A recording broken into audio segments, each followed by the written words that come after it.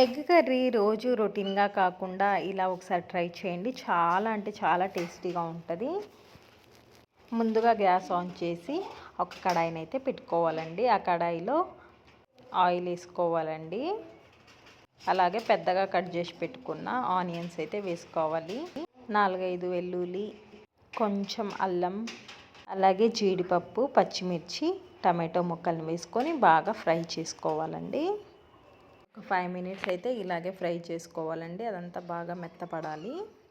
అందులోనే కొత్తిమీర వేసుకోవాలండి. అది కొత్తిమీర కూడా వేసుకొని బాగా కలవబెట్టుకోవాలి. మెత్తగా ఉడకబెట్టుకొని మనం గ్యాస్ ఆఫ్ చేసుకొని కొంచెం కూల్ అయ్యాక మిక్సీ జార్ తీసుకొని గ్రైండ్ చేసి పెట్టుకోవాలండి.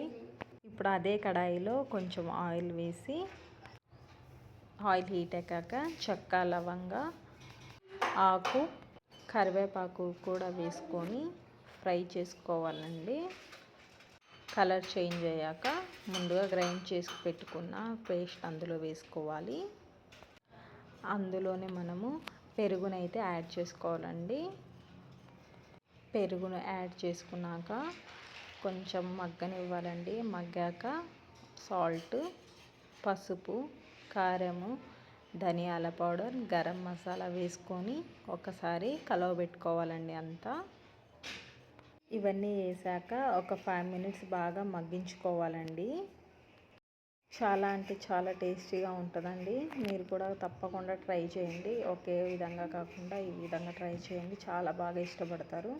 ఇప్పుడు గ్యాస్ పైన ఇంకో ప్యాన్ అయితే పెట్టుకొని అందులో ఆయిల్ వేసుకోవాలండి. ఆయిల్ వేసుకొని గుడ్లు ఉడకబెడతాం కదా, అవి అందులో వేసేసి పసుపు, కారం, ఉప్పు వేసి బాగా గుడ్లు అయితే బాగా గుల్లగా రావాలండి. మనకి ఫ్రై అయిన గుడ్లని మనం కూరలో యాడ్ చేసుకోవాలండి.